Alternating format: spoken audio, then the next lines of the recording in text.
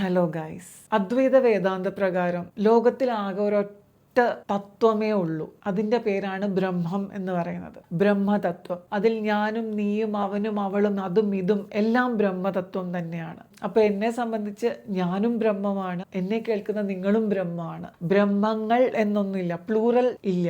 അതിൽ സിംഗുലർ മാത്രമേ ഉള്ളൂ, അതായത് ഏകത്വം മാത്രമേ ഉള്ളൂ. നാനാത്വത്തിൽ ഏകത്വം എന്നൊക്കെ പറയില്ലേ, അതായത് യൂണിറ്റി ഇൻ ഡൈവേഴ്സിറ്റി എന്ന് പറയുന്നതിലെ ആ യൂണിറ്റി അല്ലെങ്കിൽ ഒന്ന് എന്ന ഒരു ഏകത്വം എന്നൊരു ഫാക്ടറിനെയാണ് ബ്രഹ്മം എന്ന് പറയുന്നത്.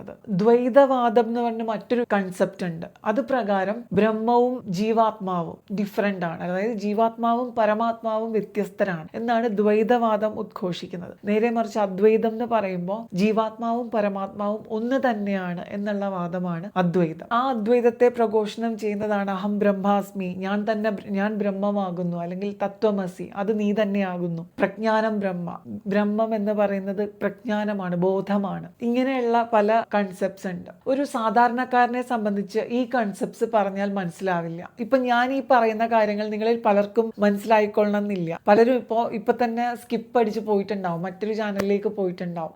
ഇതിൽ താല്പര്യമുള്ളവർ മാത്രമായിരിക്കും ഇപ്പോഴും കണ്ടുകൊണ്ടിരിക്കുന്നത്. ഇപ്പോഴും നിങ്ങളിത് കണ്ടുകൊണ്ടിരിക്കുന്നുണ്ടെങ്കിൽ ഉറപ്പായിട്ടും you are in the track. ബ്രഹ്മവുമായി താതാത്മ്യം പ്രാപിക്കുക, ബ്രഹ്മമായി മാറുക എന്നുള്ളതാണ് ഓരോ മനുഷ്യന്റെയും ജന്മലക്ഷ്യം എന്ന് പറയുന്നത്. ആ ജന്മലക്ഷ്യത്തിന് പറയുന്ന പേരാണ് മോക്ഷം. മോക്ഷം അറ്റൈൻ ചെയ്താൽ നമ്മൾ the circle of birth and ഡെത്തിൽ നിന്ന് നമ്മൾ മോചനം നേടുന്നു എന്നാണ് ആ മോക്ഷം എന്ന പദത്തിന്റെ അർത്ഥം. മോക്ഷം ആണ് നമ്മുടെ ഇന്ത്യൻ ധർമ്മപ്രകാരം അല്ലെങ്കിൽ ഇന്ത്യൻ തത്വചിന്ത പ്രകാരം ഏറ്റവും പരമമായ ലക്ഷ്യം എന്ന് പറയുന്നത്.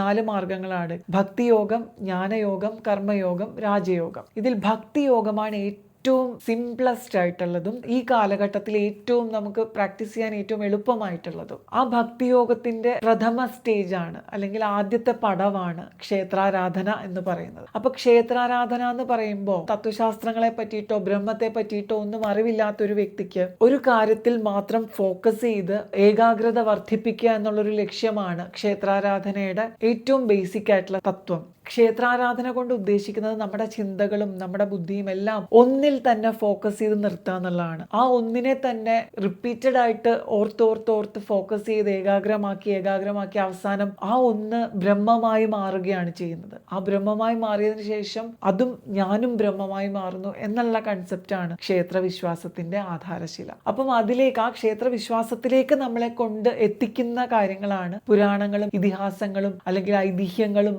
ഒക്കെ. ഇനി ക്ഷേത്രത്തിനെ സംബന്ധിച്ച് കുറെ ടെക്നിക്കൽ വശങ്ങളുണ്ട്. നമ്മുടെ കേരളത്തിലെ ക്ഷേത്രങ്ങളെ സംബന്ധിച്ച് തന്ത്ര സമുച്ചയത്തിൽ നിന്നാണ് അതിന്റെ ഉൽപ്പത്തി.